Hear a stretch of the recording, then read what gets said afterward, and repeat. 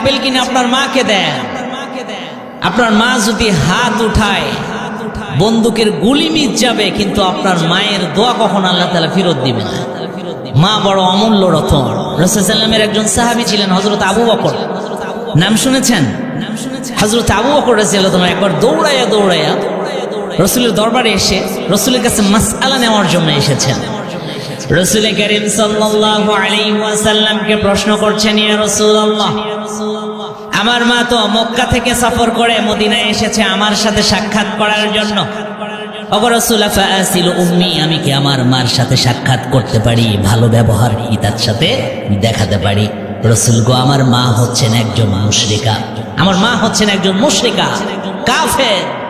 এই মহিলার সাথে কি আমি ভালো ব্যবহার দেখাতে পারি? রাসূল করিম সাল্লাল্লাহু আলাইহি ওয়াসাল্লাম বললেন, নাম, যাও যাও, তুমি তোমার মার সাথে ভালো ব্যবহার দেখাও। সিলি উম্মাকি, আবু বকর, তুমি তোমার মাকে ভালোবাসো, তুমি তোমার মাকে শ্রদ্ধা করো। তোমার মা তোমাকে জন্ম দিয়েছে, গর্ভে রেখেছে তোমার মা তোমাকে জন্ম দিয়েছে। তোমার মা, তুমি যখন তোমার জন্য যখন দোয়া করবে, রব্বে কারীম এই দোয়া কখনো ফেরত দিবে না, সঙ্গে সঙ্গে রব কবুল করে নিবে। আজকে আমরা মাদেরকে দেখতে পারি না, বাবাদেরকে দেখতে পারি না। এগুলো বড় ফ্যাশন হয়ে গেছে আমাদের সমাজগুলোতে। আজকে আমাদের দেশের মতো 95% মুসলিম রাষ্ট্রে বৃদ্ধাশ্রম হয়ে গেছে। সাভারে একটা মাহফিলে ঢুকেছিলাম, ওই মাহফিলে যেতে দেখলাম একটু পর পরই বৃদ্ধাশ্রম, সুন্দর করে লেখা আছে বৃদ্ধাশ্রম, একটু পর পরই। আজকে এতগুলো মুসলিম লোক থাকতে সে রাষ্ট্রে কেন বৃদ্ধাশ্রম হচ্ছে? কি জন্য হচ্ছে? সন্তানেরা মা বাবার কদর করতে পারছে না। মা বড় অমূল্য রতন, বাবা বড় অমূল্য রতন। রাসূলের একজন সাহাবী ছিলেন, বাবা ছিল কাফের। এই সাহাবী অনেক ধনাঢ্য ছিল, বাবা তাকে না জানিয়ে অনেক অর্থ করি ব্যয় করে, তার অর্থ সম্পদগুলো নষ্ট করে। এই কথাটা রাসূলের কাছে এসে নালিশ জানাতে ছিল। ও আল্লাহ রাসূল, আমার বাবা আমার অর্থ সম্পদগুলো একেবারে শেষ করে ফেলে। রাসূল গো, আমার বাবাকে ডেকে একটু বিচার করে দেন, আমার বাবা যেন আমার অর্থ সম্পদগুলো ফুরিয়ে না ফেলে। রাসূল গো, আমার বাবাকে ডেকে একটু সাবধান করে দেন, আমার অর্থ সম্পদগুলো শেষ না করে দেয়। দেখেন মা বাবার কত মর্যাদা। রাসূল সাল্লাল্লাহু আলাইহি ওয়াসাল্লাম ওই সাহাবীর কাফের বাবাকে ডাকতে পাঠালো। যখন আরেকজন সাহাবী গিয়ে বলল, রাসূল সাল্লাল্লাহু আলাইহি ওয়াসাল্লাম তোমাকে ডেকেছে, চলো যাই। ওই সময় বলতেছিল, কেন ডেকেছে? বলে, তোমার ছেলে তোমার নামে নালিশ করেছে, চলো যাই। ওই সময় বাবা বড় কষ্ট পেয়েছিল, কষ্ট পেয়ে দিলে দিলে কিছু কথাকে উনি কিছু কবিতা বানিয়ে নিয়েছিল, রব সেটা শুনে নিয়েছিল।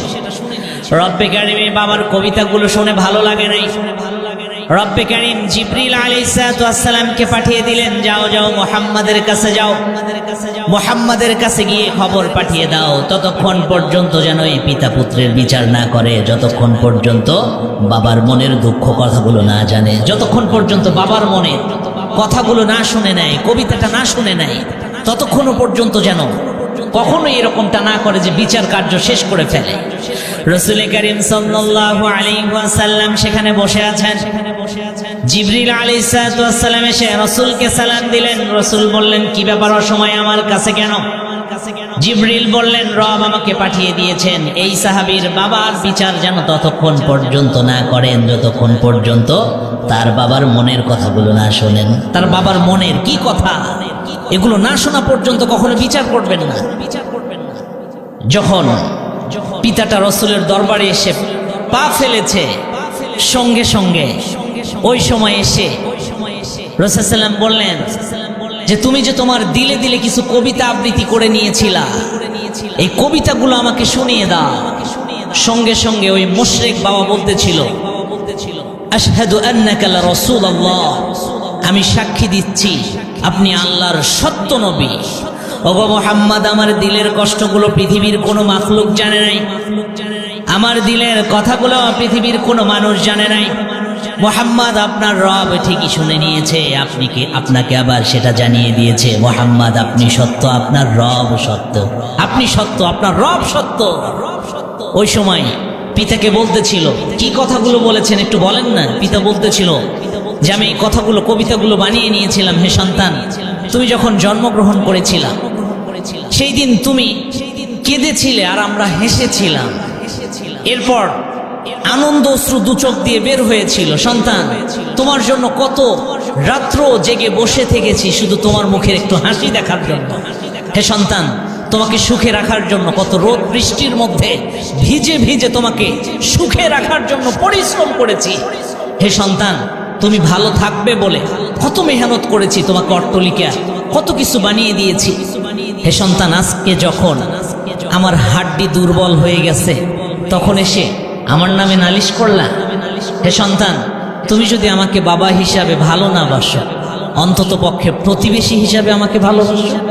হে সন্তান, তুমি যদি আমাকে প্রতিবেশী হিসাবে ভালো না বাসো, কাজের লোক হিসাবে আমাকে ভালোবাসো। রাসূল করিম সাল্লাল্লাহু আলাইহি ওয়াসাল্লামের দু চোখ বেয়ে বেয়ে পানি পড়তেছিল আর কাঁদতেছিল। হাদিসে এসেছে রাসূল এমন ভাবে কেঁদেছেন, হিসকি মেরে কেঁদেছেন। আমাদের ঘরের বাচ্চাগুলো যখন কান্না করে, কান্না শেষে যেরকম ঝাঁকি মেরে কাঁদতে থাকে, রাসূল সেরকম ঝাঁকি মেরে কাঁদতেছিল। রাসূল বলতেছিলেন, শোনো শোনো, আনতা মালুকা ওয়া আবিকা, আজ থেকে তুমি এবং তোমার অর্থ সম্পদ লিআবিকা, সব তোমার বাবার জন্য। শোনো শোনো, তোমার বাবা যেভাবে ইচ্ছা তোমার অর্থ সম্পদ ব্যয় করতে পারে, তোমার বাবা যা চায় সেটাই করতে পারে, তুমি কোনো কিছু করতে পারো না। যাও যাও, তুমি আমার সামনে থেকে দূর হয়ে যাও, আমার সামনে থেকে দূরে সরে